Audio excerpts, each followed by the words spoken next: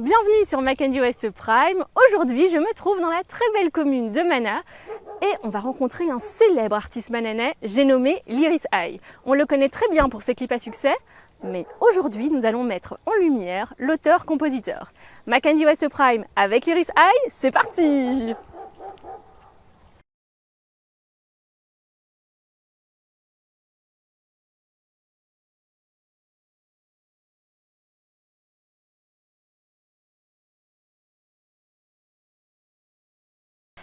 Alors bonsoir Lyris High. Bonsoir. Comment ça va? Tranquillement. Eh bien merci de nous accueillir dans un si bel endroit. On se sent très bien ici. Avec plaisir. Alors la musique, ce n'est pas pour ça qu'on te connaît le plus. Est-ce que ça te va si on se tutoie? Totalement. Ok. La musique, c'est pas pour ça qu'on te connaît le plus. Mhm.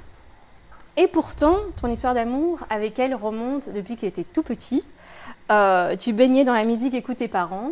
Alors est-ce que tu peux nous expliquer un petit peu les premiers souvenirs que tu as par rapport à la musique? Alors moi, la musique, ça a commencé à l'époque quand j'habitais encore à Mana. C'est ma mère qui mettait tous les matins la radio. On écoutait beaucoup de variétés françaises quand ma mère était là. Et quand mon père venait, lui, il arrivait, il mettait son compas, il mettait ses zouks à l'ancienne. On dansait sur ça, tout ça. Et du coup, dès cette période-là, moi, j'ai commencé à écouter de la musique. À l'époque, c'était les radios. Je prenais les cassettes que je mettais dans la radio et puis on pouvait faire enregistrer. Et puis après, je réécoutais les chansons comme ça, avec les cassettes et tout. Ça a démarré comme ça. Et alors déjà très jeune, quand tu étais au collège et puis au lycée, tu t'es essayé, tu as fait tes premiers pas. Voilà. Et Alors, évidemment, on a envie de savoir les premiers pas de Lyris High dans la musique.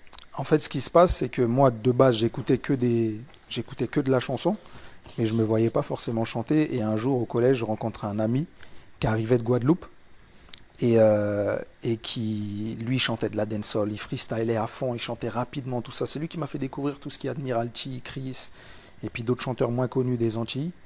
Et de là, j'ai commencé à écrire des chansons avec lui, à freestyler avec lui. Et à l'époque, je faisais vraiment que de la dancehall. C'était vraiment comme ce qu'on pouvait entendre à cette époque-là. C'était une époque freestyle.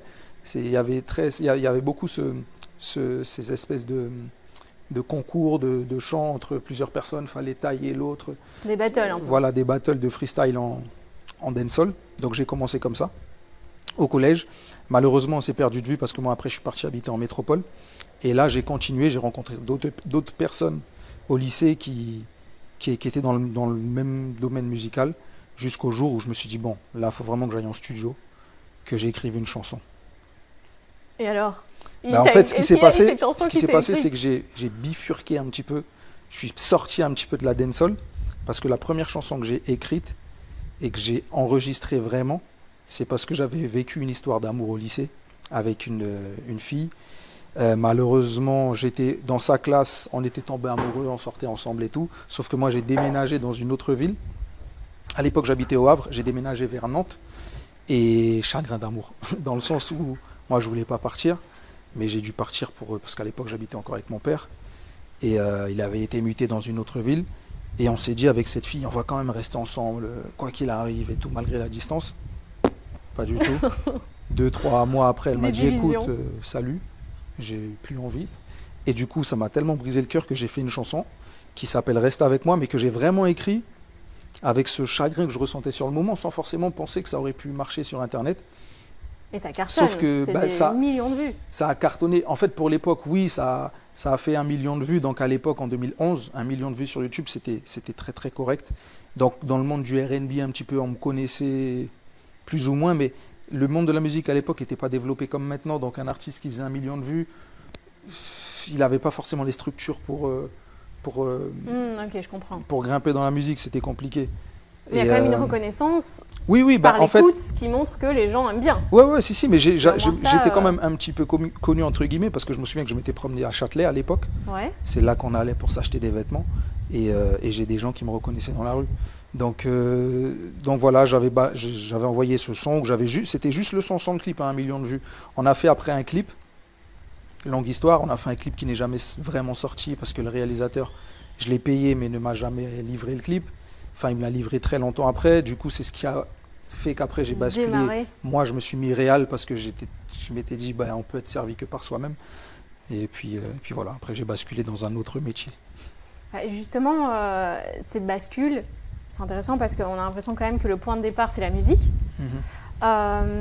Et on peut, comme tu dis, on ne peut pas passer sous silence que tu as réalisé de nombreux clips qui ont cartonné par la suite.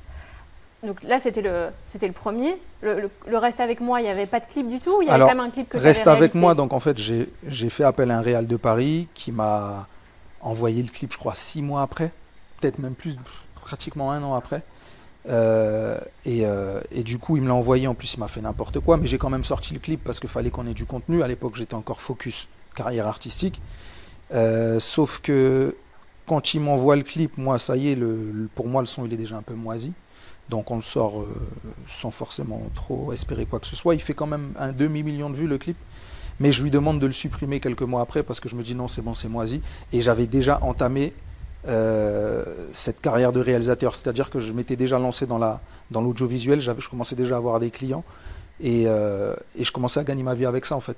Et du coup, j'ai comme mis la musique de côté parce que je me suis dit bon, à un moment donné, la musique c'est bien. Mais il faut aller à ce qui paye parce qu'à un moment, il faut gagner sa vie. Et moi, j'étais aussi passionné, autant passionné que par l'audio, par la musique, que par la vidéo, que je me suis lancé à fond. Et puis, bon, le chemin, petit à petit, j'ai réussi à créer ma petite clientèle jusqu'à ce que ça commence à marcher. Et quand ça paye, et plus que ça cartonne et qu'on collabore avec des grands noms de la musique, à quel moment on se dit, il y a le déclic, on se dit, ok, ça paye, je suis très bon là-dedans, j'aime bien, je suis passionné, mais je vais quand même retourner vers mon premier amour qu'est la musique. C'est particulier parce qu'on pourrait se dire, oula, moi j'aime bien ce que je fais, je suis passionné, je suis bon là-dedans, je reste là, je reste bien là. Et qu'est-ce qui fait que vous avez envie de retourner vers le premier amour? Ça a pris beaucoup de temps. En fait, de base, je pensais même pas gagner ma vie dans les clips, de base. Donc, ce réalisateur me fait un faux plan, je me lance moi-même dans ce domaine, je fais mes propres clips, mes amis me disent « Ah, c'est bien ce que tu fais, fais-nous nos clips aussi à nous ». Donc au début, gratuitement, je fais des clips au poteau pour les arranger, jusqu'au jour où, sur Paris, je suis repéré par un artiste qui s'appelle Black Brut, qui lui, donc je lui fais quelques clips et il fait un son en particulier avec Gradure. Donc il fait un featuring avec Gradure qui s'appelle SMS Remix. Et de là, en fait, quand je fais ce clip, Gradure me demande de travailler avec lui sur son projet L'Homme au Bob. Donc j'accepte, on part aux États-Unis ensemble à Chicago et là je travaille, je fais je crois 4 ou 5 clips avec Gradure d'affilée, avec Universal Music et tout. Et puis de là, en fait, ça devient plus sérieux. Oui, mais justement, donc il y a tout ça, donc les clips avec des grands noms, ça cartonne. Et bien ce déclic, ce retour que vous vivez là maintenant, récemment, c'est quoi qui vous a... Quelle flamme devait encore être allumée pour retourner vers le milieu de la musique? Parce que ça cartonne, donc vous auriez pu continuer à être réel. Ok, alors ouais, ça cartonne en tant que réel, oui, mais il y a quelque chose qui fait que, en fait, moi, donc il y a eu Gradure, mais il y a eu plein d'autres artistes, et il y a quelque chose qui est un petit peu frustrant dans le sens où je travaille avec des artistes qui sont très exposés, mais moi je suis un peu dans l'ombre. Mais c'est pas grave ça, quand on est réel, on accepte d'être dans l'ombre, on fait pas ça forcément pour avoir de la lumière, mais moi j'avais besoin de m'exprimer aussi, de dire des choses. Les artistes avec lesquels je réalise des clips, ils s'expriment, ils disent des choses, et moi des fois j'écoute, je me dis mais tu vois toi, des fois ta place c'est aussi devant la caméra, tu as des choses à dire, tu as des sons à écrire. N'oublie pas que de base tu as commencé comme ça, et en fait à un moment donné, en 2025, on s'est dit... avec certains de mes collègues, on s'est dit, oh, à un moment donné, lançons-nous sérieusement, parce que j'ai fait écouter des sons à des amis qui m'ont dit, non, c'est propre, la carrière de réal, c'est sûr, on continue, mais essaye de te mettre sérieusement dans la musique aussi, il y a quelque chose à faire, et puis voilà. Et on parlait tout à l'heure de Reste avec moi, qui est né d'un chagrin d'amour. Est-ce que le chagrin d'amour continue aujourd'hui à faire partie de l'ADN? L'amour, c'est que du chagrin, je n'ai jamais jusqu'à maintenant. En fait, c'est pas que c'est que du chagrin, mais c'est souvent ces choses-là, en tout cas, quand ça se passe mal, qui touchent le plus et qui donnent envie d'écrire des chansons. Quand tout est beau, tout est rose, moi, ça m'intéresse pas. En tout cas, pour faire des chansons, voilà. Il faut souffrir. Et alors, quand tu écris tes chansons, je passe du vouvoiement au tutoiement, mais ça va le faire.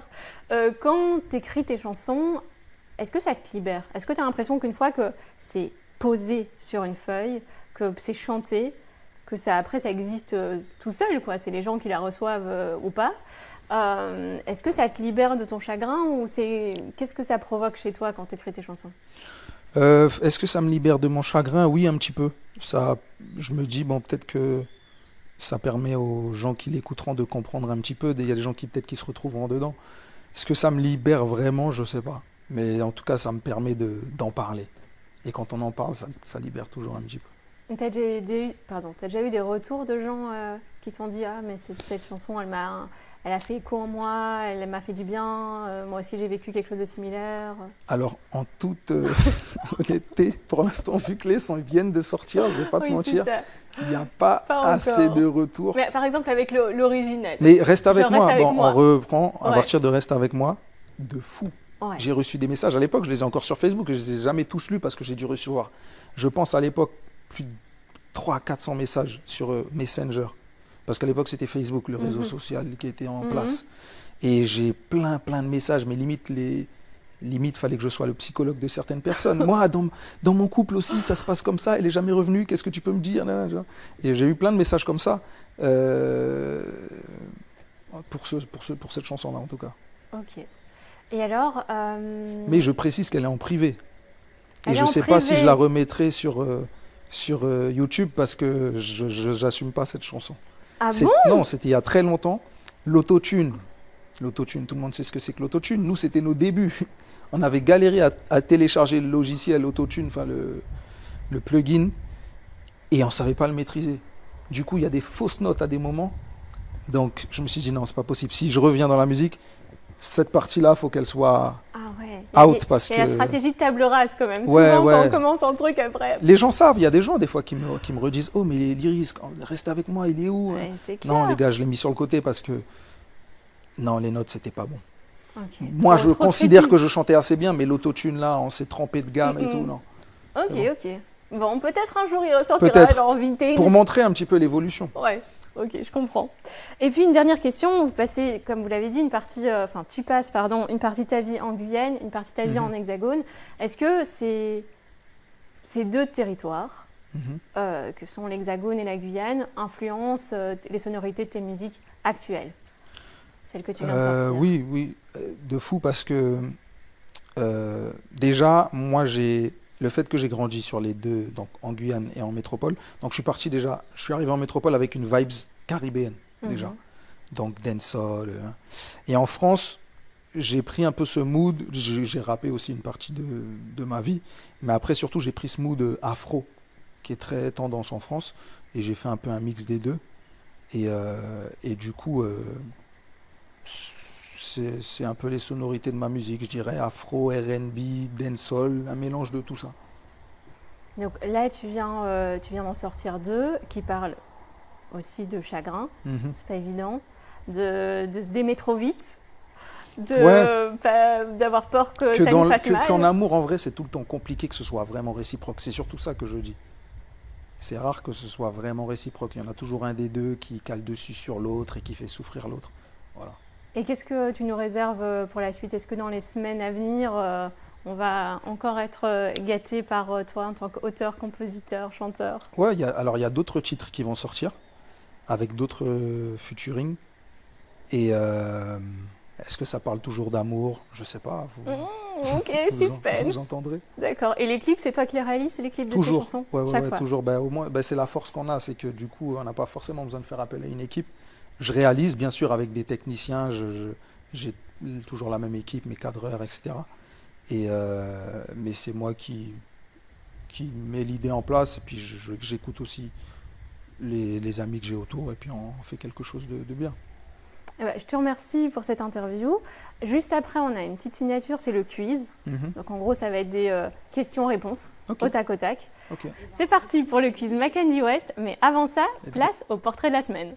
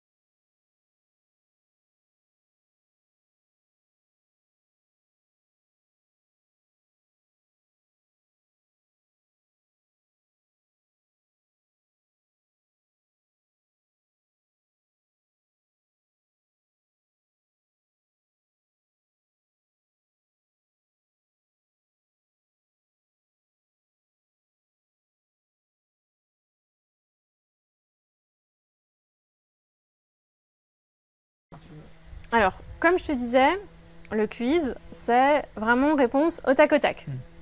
Alors, plutôt compas ou variété française? Compas. Quelle est la chanson qui a marqué tes premiers pas dans la musique? Matt Houston, R&B de rue.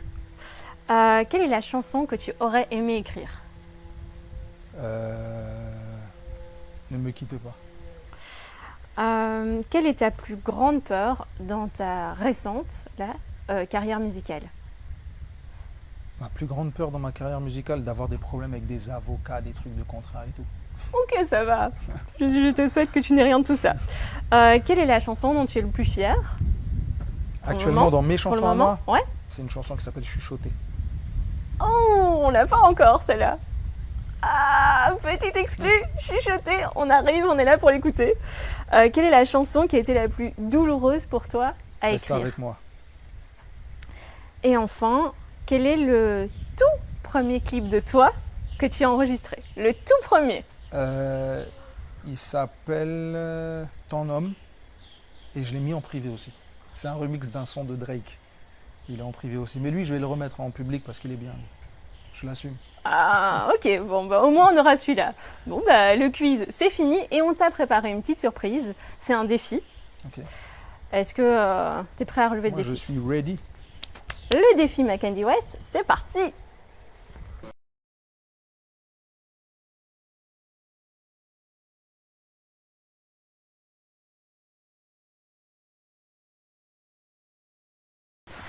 Alors, on a changé de lieu parce qu'on a un petit défi pour toi. Voilà, tu nous parles de sortie, tu nous parles de nouvelle carrière, tu nous as parlé de chuchoter. Tu l'as lâché là tout à l'heure. On a envie de t'entendre. Vraiment, le défi, c'est ça, c'est de faire a cappella le son en exclusivité sur Mackenzie West. C'est juste pour vous. Juste pour nous, on prend ce cadeau. Est-ce que tu acceptes le défi ou pas? Oui, toujours. Toujours? Les défis. Eh ben, c'est parti, la scène est à toi. J'ai plus vraiment le temps. Le célibat me rend nonchalant. Elle me fait tourner en rond. Faudrait qu'un jour j'arrive à couper les ponts. Y a plus trop d'espoir pour toujours élasser mon cœur. Et la nuit je bois du noir quand l'amour se mélange à la rancœur. Elle a rendu des hommes fous avec son corps et son regard doux. Elle m'a donné rendez-vous. Oh, j'aime les belles femmes, j'ai pas mauvais goût. Au Mans, elle m'a chuchoté qu'elle n'aime que moi, je suis choqué. Ah, au Mans, elle m'a chuchoté qu'elle n'aime que moi, je suis choqué. Ah, au Mans, elle m'a chuchoté qu'elle n'aime que moi, je suis choqué. Ah, au Mans, elle m'a chuchoté. Ah, ouh. Ah, le refrain, il va rester en tête là, j'adore. Et ben voilà, merci pour ce cadeau, merci d'avoir relevé le défi. On a encore quelques surprises pour toi avant de se quitter. Il y a une personne qui avait envie de te faire un petit big up. Ok, Donc, je prends mon téléphone et je te montre ce petit big up. c'est parti. T'as une idée de qui ça peut être ou pas? Mirmonde. Ok, t'as trois réponses. Mirmonde, qui d'autre? Ah, c'est vrai en plus. Ah mais oui, c'est vraiment vrai. C'était un truc pour le montage. Attends. Non, c'est vrai. Mirmonde, si c'est pas Mirmonde, je sais pas qui on peut connaître. On te fait. Cédric Ross. Allez, on te fait la surprise. Non, j'ai une troisième personne encore. T'as une troisième personne, mais pour l'instant, je peux te dire que c'est pas bon. Ah merde. Sur Saint-Laurent, alors là. Ah non, je sais pas. Ah, je sais pas. Ah, on n'a rien dit là. Franchement. Une dernière personne. Je sais pas. Ok. Désolé, je sais pas. Eh ben, c'est parti. Je t'invite, attends. Hop. On met le son là. Tac. Bah, je te laisse mettre sur play. Ah, mais en plus, j'ai failli dire Lizzie. Yep, Iris Aïe. Bon, J'ai failli dire je Lizzie. pense que c'est inutile de me présenter. Je tenais à faire cette vidéo pour te rendre hommage à ton talent. Les gens ne le savent peut-être pas, ils te connaissent comme un réalisateur de ouf, mais tu chantes déjà depuis longtemps. Tu n'as toujours qu'à improviser, toujours qu'à toaster, toujours qu'à chanter. Bref, aujourd'hui tu te retrouves à nouveau de l'autre côté de la caméra et c'est un rôle qui te va tout aussi bien. Big up. Big up Lizzie. Ok, j'ai pensé à elle, mais je me suis dit, c'est pas possible, elle est en France, qu'est-ce que Lizzie va venir foutre là? Ben non, ils ont réussi. Ok, bien joué. Alors, c'est qui Lizzie pour toi, si on peut savoir? C'est une amie d'enfance. C'est une amie d'enfance avec laquelle j'ai grandi. Depuis, c'est la première amie que j'ai eue, hein, Mana.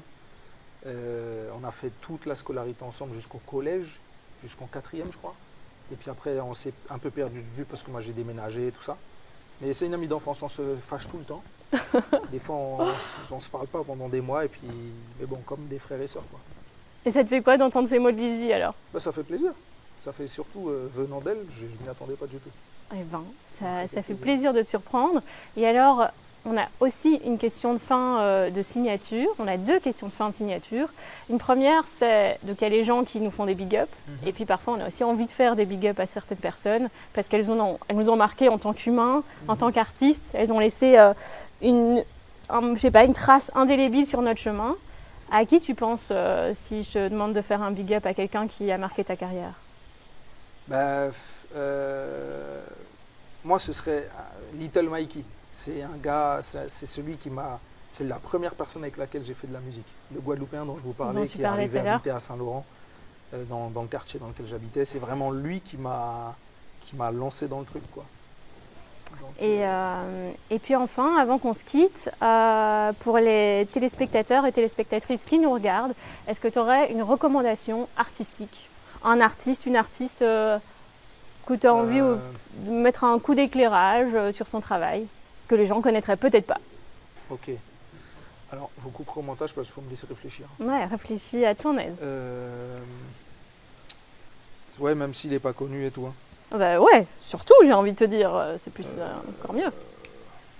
Putain, comme ça là.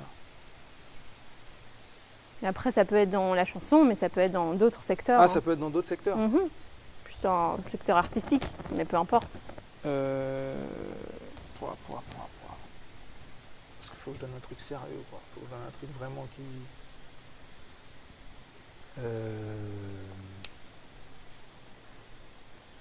Une petite pépite que tu as découvert dernièrement, ouais, que tu connais même peut-être pas personnellement. Hein. Je suis en train de chercher, ouais, justement. Ah.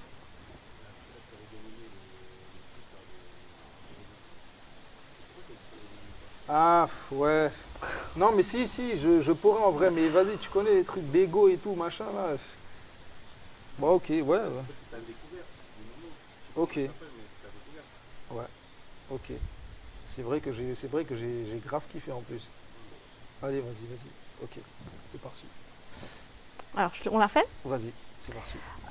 Et puis, avant de se quitter, on a vraiment une question de fin signature. C'est une recommandation d'un artiste, d'une artiste pépite que tu aurais découvert il n'y a pas longtemps et que tu as envie de partager aux gens qui nous regardent ce soir. Alors, j'ai une artiste qui me vient en tête, qui vient de l'Ouest aussi, justement, qui s'appelle Paloma Doll. J'espère que je prononce bien son nom. Elle a fait un son avec Lil Cool qui s'appelle Pokolo. Je crois que c'est ça, c'est lourd. J'ai kiffé. Dès que j'ai même le clip, on dirait qu'on est un peu au Nigeria. Et le son, j'ai adoré en ce moment. J'écoute beaucoup leurs chansons. Alors, figure-toi qu'on a reçu Lil Cool sur Mackenzie West la semaine passée. Voilà. Incroyable. Et qu'on a parlé de Paloma Doll. Donc, incroyable. Voilà. Franchement, j'ai kiffé. Je suis tombé dessus. J'étais surpris. Je me suis dit, c'est en Guyane, ça? Ah ouais. Ouais, j'avoue que je l'ai aussi bien poncé le Pokolo. Et ben big up à toi, Paloma Doll. Et puis merci Lyris High d'être resté avec nous, d'avoir échangé, nous avoir accueillis. Merci pour tout.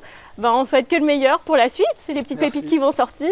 Et puis nous, on se retrouve juste après la Minute Agenda.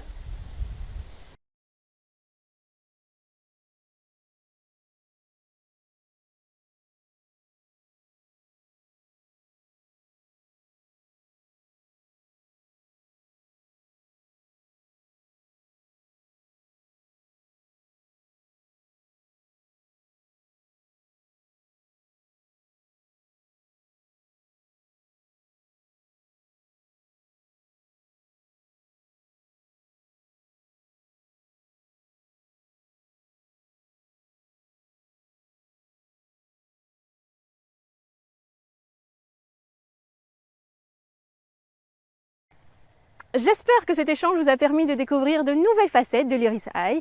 Mackenzie West Prime se finit ici et je vous dis à la semaine prochaine pour découvrir de nouveaux talents. Ciao!